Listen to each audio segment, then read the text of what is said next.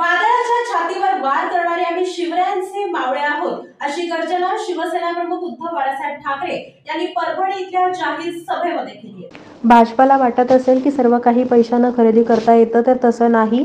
ही आपली एक अग्निपरीक्षा असून वादळाला अंगावर घ्यायला मर्दाची छाती लागते आणि ती आपल्याकडे आहे।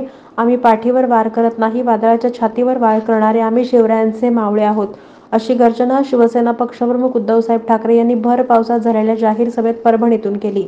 महाविकास आघाडीचे परभणी लोकसभेचे उमेदवार संजय जाधव यांच्या प्रचारार्थ उद्धव ठाकरे यांची जाहीर सभा झाली।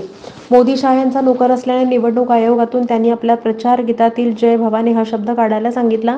अरे आम्ही सुद्धा जय श्रीरामचा नारा देतो, मग तुमच्या मनामध्ये जय भवानी बद्दल एवढा द्वेष का, असा प्रश्न उद्धवसाहेब ठाकरे यांनी भाजपाला विचारलाय। मी संकटाशी झुंज देणार आहे, तुम्ही देणार आहात की नाही? अरे हा पाऊस आला तरी मी पावसात भिजणार आहे, तुम्ही भिजणार आहात की नाही? मग जागेवर बसून घ्या, मी नाही हटणार, मी उभा राहिलो लढायला। येऊ दे संकट, किती यायचं तेवढं। अरे छत्रपती शिवाजी महाराजांच्या महाराष्ट्रामधले आम्ही मर्द मावळे आहोत। अरे त्या संकटाला आम्ही चिरडून टाकलं तर हे संकट कोणतं आहे?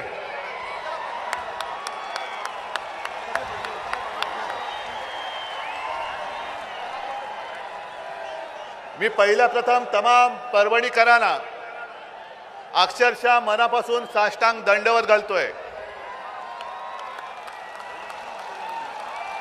कारण परभणी हा, होय मी म्हणतो, माझ्या शिवसेनेचा बालेकिल्ला आहे आणि तुम्ही सगळे त्याचे सैनिक आहात। हे दोन मावळे तर माझ्या उजव्या डाव्या बाजूला उभे आहेतच। आणि भाजपला असं वाटलं असेल, मिंद्यांना असं वाटलं असेल की सगळं काही पैशाने खरेदी करता येतं, पण परभणीकर पैशाने विकले जाऊ शकत नाहीत। हे शिवसेना प्रमुखांनी कमावलेलं जे प्रेम आहे त्या आशीर्वादाच्या रूपाने माझ्या समोर बसलेलं आहे आणि आपली परीक्षा आहे, ही परीक्षा आहे।